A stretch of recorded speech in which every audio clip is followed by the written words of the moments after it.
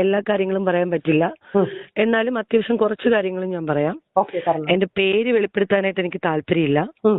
പിന്നെ ഓൾമോസ്റ്റ് എല്ലാവർക്കും എന്നെ അറിയാവുന്ന ഒരു വ്യക്തിയാണ് ഞാൻ.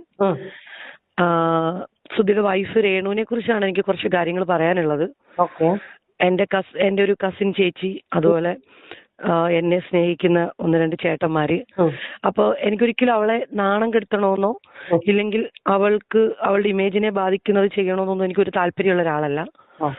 പക്ഷേ എനിക്ക് എന്റെ ലൈഫിൽ കുറെ ബുദ്ധിമുട്ടുകളും പ്രശ്നങ്ങളും വന്നതുകൊണ്ട്.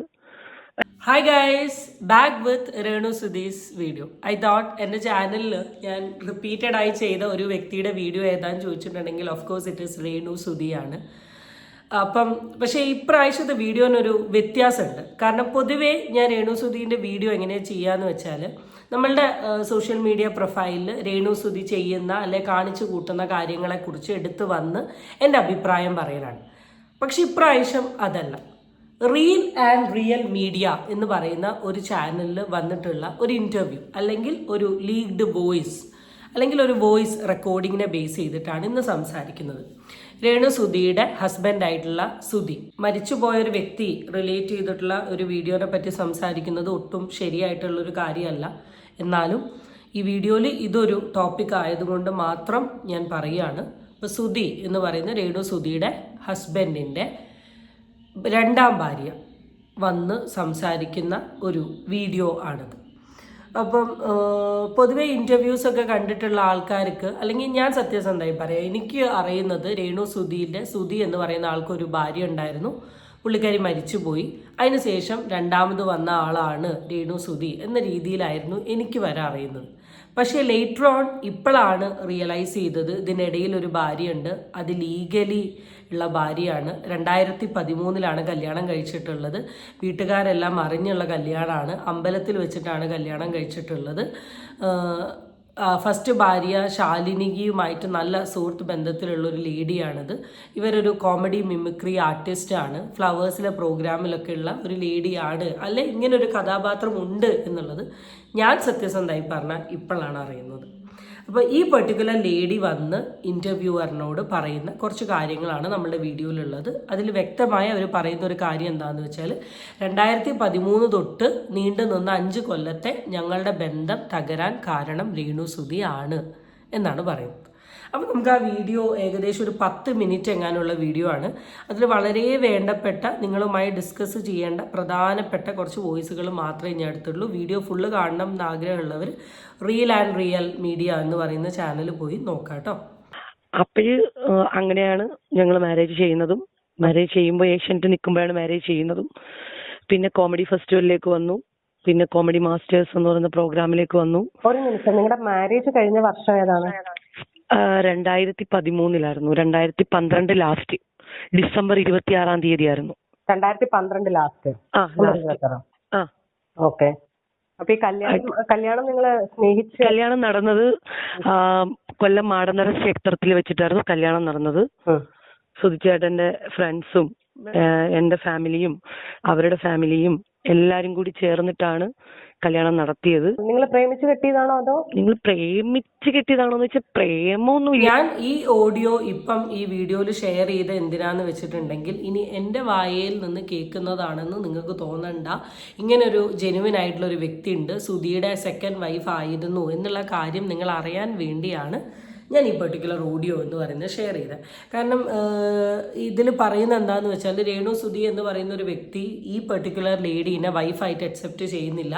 ജസ്റ്റ് ഒരു ലിവിങ് ടുഗദർ ബന്ധം മാത്രമാണ് ഉണ്ടായിരുന്നത്, 1 വർഷത്തെ ബന്ധം മാത്രമേ ഉണ്ടായിരുന്നുള്ളൂ എന്ന രീതിയിലും, പിന്നെ സുധി ഈ പെർട്ടിക്കുലർ ലേഡിയായിട്ട് റിലേഷൻഷിപ്പ് ബ്രേക്കപ്പ് ചെയ്യാനുള്ളതിൻ്റെ ഒരു റീസൺ ഈ പെൺകുട്ടി സുധിനെ ഒരുപാട് യൂട്ടിലൈസ് ചെയ്തിട്ടുണ്ട് എന്ന രീതിയിലൊക്കെ സോഷ്യൽ മീഡിയ പ്രൊഫൈൽസിലും പല ആൾക്കാരുടെ അടുത്തും കമ്മ്യൂണിക്കേറ്റ് ചെയ്യുന്നുണ്ട്.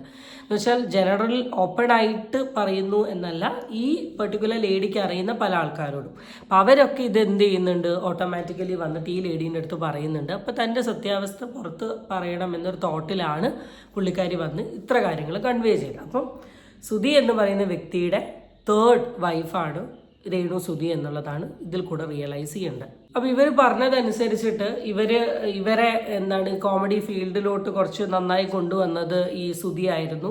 സുധി കൊണ്ടുവന്നെങ്കിലും ഇവർ പ്രണയിച്ചൊന്നുമല്ല കല്യാണം കഴിച്ചത്. പക്ഷെ ഇവർ ഒരു സെറ്റിൽ ഒരുമിച്ച് നിൽക്കുന്ന സമയത്ത് അല്ലെങ്കിൽ ഒരുമിച്ച് ഇൻട്രാക്ട് ചെയ്യുന്ന സമയത്ത് അവിടെയുള്ള ആൾക്കാരെല്ലാവരും ഇവരെങ്ങനെ കളിയാക്കുമായിരുന്നു. അങ്ങനെ ഏതോ ഒരു പോയിന്റിൽ ഈ പെർട്ടിക്കുലർ ലേഡിക്ക് ഇഷ്ടം തോന്നുന്നു, സംസാരിക്കുന്നു, അങ്ങനെ കല്യാണവും കാര്യങ്ങളൊക്കെ നടന്നു. 5 വർഷത്തോളം ഞങ്ങൾ നല്ല റിലേഷൻഷിപ്പിലൊക്കെ ഫ്രണ്ടോട്ട് പോകുന്നു. അപ്പോൾ പിന്നെ വന്ന ചോദ്യമാണ്, ഈ നല്ല റിലേഷൻഷിപ്പിൽ പോയിക്കൊണ്ടിരിക്കുന്ന ഈ ബന്ധത്തിന് എവിടെ ഏത് പോയിന്റിലാണ് തകരാറ് വന്നേ എന്നുള്ളത്. അല്ലെങ്കിൽ ഈ വീഡിയോ മെയിനായിട്ട് റിയാക്ട് ചെയ്യാനുള്ളതിൻ്റെ റീസൺ ഇവരുടെ ബന്ധത്തിൽ തകരാറ് വരാൻ കാരണമായിട്ടുള്ളത് രേണു സുധിയാണെന്ന് പറയുന്നുണ്ട്. അപ്പം അതിൻ്റെ സത്യാവസ്ഥ എന്താണെന്നുള്ളത് നമുക്ക് നോക്കാം. നിങ്ങളുടെ വിവാഹ ജീവിതം മുടങ്ങി അല്ലെങ്കിൽ കുറച്ചു മുമ്പ് ഒരു വ്യക്തിക്കെതിരെ ആരോപണം പറഞ്ഞല്ലോ, എന്താ? അത് ഈ രേണു തന്നെയാണ് കാരണം. രേണുവിന്റെ കുറെ മെസ്സേജുകൾ ഞാൻ ഫോണിൽ കാണാനിടയായി. അപ്പം ഞാൻ ചോദിച്ചു, എന്നോട് കുറെ ആൾക്കാർ ഇത് ചോദിച്ചു, ഞാൻ പക്ഷെ ആരോടും ഇതുവരെ വെളിപ്പെടുത്തിയിട്ടില്ല. ഞാൻ ഇപ്പോഴാണ് ഇത് പറയുന്നത്. അത് പറയാൻ ഞാൻ അത്രയും നാണം കെട്ടത് കൊണ്ടാണ് പറയുന്നത്. അപ്പോഴ് പുള്ളിക്കാരത്തി ഇങ്ങനെ എല്ലാരോടും പറഞ്ഞു നടക്കാൻ തുടങ്ങി. ഇങ്ങനെ മെസ്സേജ് കണ്ടു. അന്ന് എന്റെ വീട്ടിലായിരുന്നു സുധിച്ചേട്ടൻ, ഞങ്ങൾ ഒരുമിച്ചുള്ളത്. ഞാനൊരു ടീമിൽ പ്രാക്ടീസിന് പോയിട്ട് തിരിച്ചു വന്നപ്പം ഫോണിലെ മെസ്സേജുകൾ കണ്ടു. പിന്നെ സുധിച്ചേട്ടൻ ഭയങ്കര മദ്യപാനമാണ്, മദ്യത്തിന് അഡിക്റ്റ് ആയിരുന്നു പുള്ളി. രേണു സുധിയുമായിട്ടുള്ള മോശപ്പെട്ട ചാറ്റുകൾ ഇവർ പിടിച്ചു. അതിന്റെ പേരിലാണ് ഇവരുടെ ജീവിതത്തിൽ പ്രശ്നം തുടങ്ങിയത് എന്ന് വ്യക്തമായി പറയുന്നുണ്ട്. പിന്നെ ഇതിൽ തന്നെ പറയുന്ന ഒരു കാര്യമാണ് സുധി ഒരു മദ്യപിക്കുന്ന വ്യക്തിയായിരുന്നു എന്ന്. അത് രേണു സുധി ഇന്റർവ്യൂവിൽ പറഞ്ഞിട്ടുണ്ട്.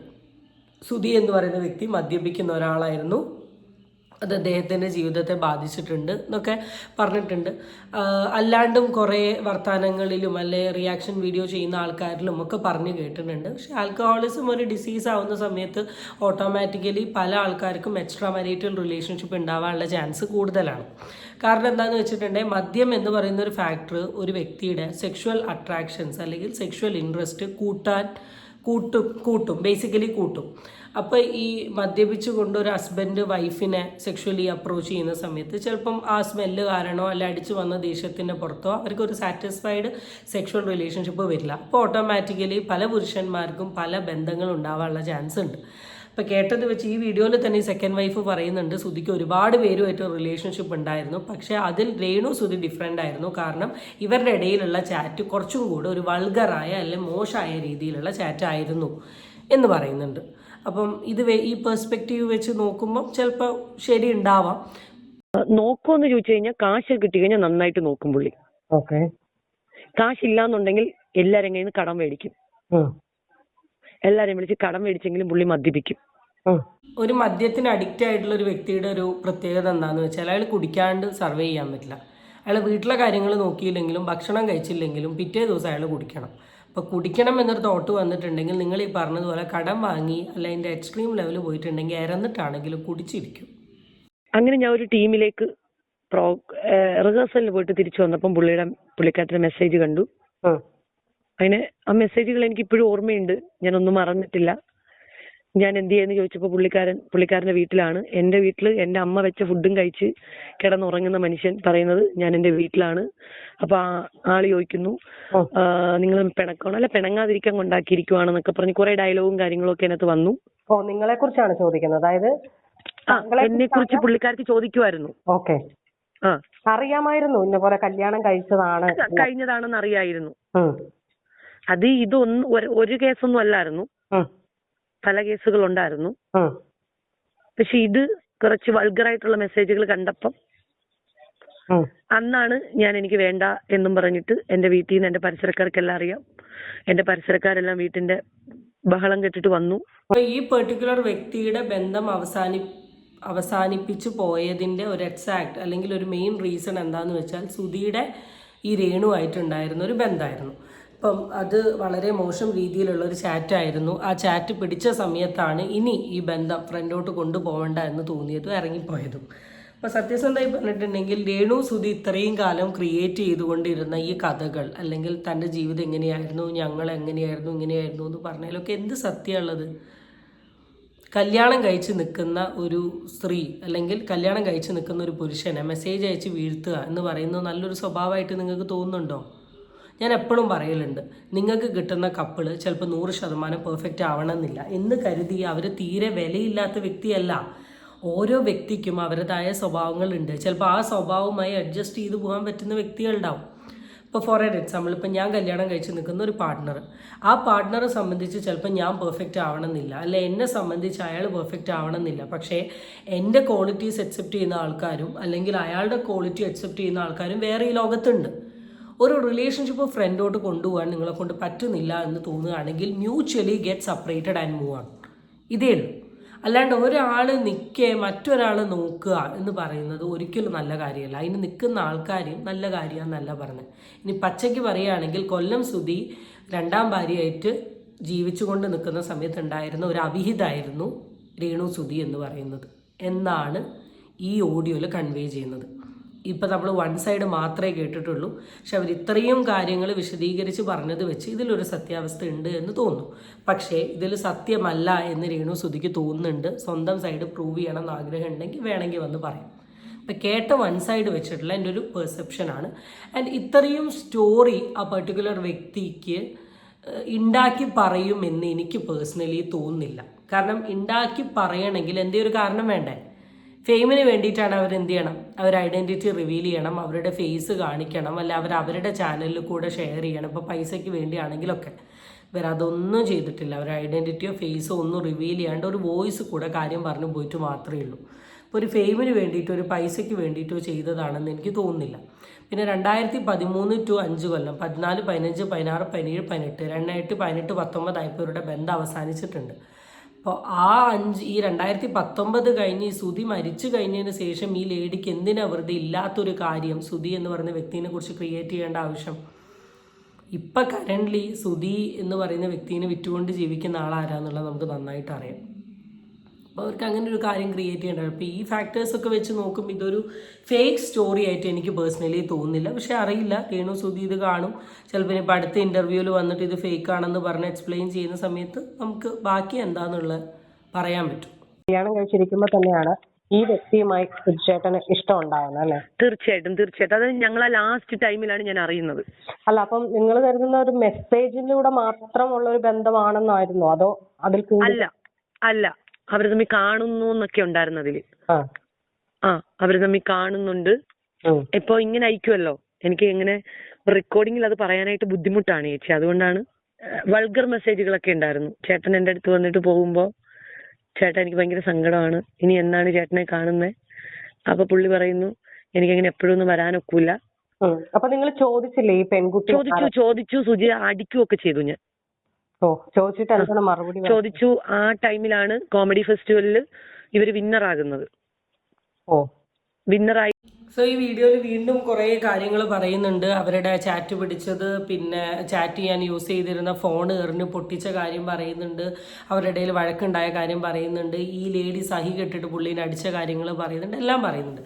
ഇപ്പോൾ രേണു സുധീനെ സംബന്ധിച്ച് ഇതുവരെ നമ്മൾ ഡിസ്കസ് ചെയ്ത പല കാര്യങ്ങളിൽ നിന്ന് വേറൊരു പെർസ്പെക്റ്റീവിലുള്ളൊരു കാര്യമാണിത്. എക്സ്ട്രാ മാരിറ്റൽ റിലേഷൻഷിപ്പ് ഇന്ന് വളരെ കോമൺ ആണ്. അത് ഏത് ഫീൽഡിൽ വർക്ക് ചെയ്യുന്ന ആൾക്കാർക്കാണെങ്കിൽ എക്സ്ട്രാ മാരിറ്റൽ റിലേഷൻഷിപ്പ് എന്ന് പറയുന്നതുണ്ട്. അപ്പോൾ ഇതിൽ സത്യാവസ്ഥ ഉണ്ടോ ഇല്ലയോ എന്നൊന്നും എനിക്കറിയില്ല. പക്ഷേ ഒരു കല്യാണം കഴിച്ച് ഒരു ഭർത്താവ് ഭാര്യയായി താമസിക്കുന്ന സമയത്ത് അവരുമായിട്ട് ബന്ധത്തിന് പോവുകയോ അല്ലെങ്കിൽ ഭാര്യ നിൽക്കുക ഭർത്താവ് ബന്ധത്തിന് പോകുന്നത് ഒരു ശരിയായിട്ടുള്ള കാര്യമല്ല. നിങ്ങൾക്ക് ആ റിലേഷൻഷിപ്പ് കണ്ടിന്യൂ ചെയ്യാൻ താല്പര്യമില്ലെങ്കിൽ ബ്രേക്ക് ചെയ്യുക. അതിന് ശേഷം മാത്രം വേറൊന്നിലോട്ട് പോവുക. ഇതുപോലെ ചീഞ്ഞ് നാറിയ എന്ന് വെച്ചാൽ ഞാൻ എപ്പോഴും പറയുന്നതാണ്, ഇനി കഞ്ചാവാണെങ്കിലും കള്ളാണെങ്കിലും എന്തൊക്കെ പോലെയാണെങ്കിലും ചീഞ്ഞ മത്തി കൈ പിടിച്ച അവസ്ഥയെ ഒരു അവിധം പിടിക്കുക എന്ന് പറയുന്നത് അത്രത്തോളം ചീഞ്ഞ് നാറുന്നൊരു കേസ് കെട്ടാണ്. അപ്പോൾ ആരെങ്കിലും ഒരാൾ ഇങ്ങനത്തെയൊക്കെ പരിപാടി ഉണ്ടെങ്കിൽ ഒഴിവാക്കുക. അപ്പോൾ ഇത് റിലേറ്റ് ചെയ്തിട്ട് എനിക്ക് തോന്നുന്നു ഇനി രേണു സുധിയുടെ അടുത്തൊരു ഇൻ്റർവ്യൂ വരും. അപ്പോൾ അതിലെന്തൊക്കെയാണ് പറയുന്നത് എന്നുള്ളത് നമുക്ക് അടുത്ത് ഡിസ്കസ് ചെയ്യാം. So guys, that's it. എല്ലാവർക്കും ചാനൽ ഇഷ്ടപ്പെടുന്നുണ്ടോ എന്നൊന്നും എനിക്കറിയില്ല. ഇഷ്ടപ്പെട്ടിട്ടുണ്ടെങ്കിൽ എന്തായാലും സബ്സ്ക്രൈബ് ചെയ്യുക. അതിൻ്റെ കൂടെ വീഡിയോ ഇഷ്ടപ്പെട്ട ഒരു ലൈക്ക് അടിക്കാനും മറക്കരുത്. ആൻഡ് എൻ്റെ വീഡിയോ റിലേറ്റ് ചെയ്തിട്ട് നിങ്ങൾക്ക് പറയണമെന്ന് തോന്നുന്ന കാര്യങ്ങൾ നിങ്ങൾ കമൻറ്റ് ചെയ്യാം. എല്ലാ തരത്തിലുള്ള വിമർശനങ്ങളും ഞാൻ അക്സെപ്റ്റ് ചെയ്യും. Accept all those kind of bad words, തെറിവിളി ഒഴികെ. So thank you. Tata, by.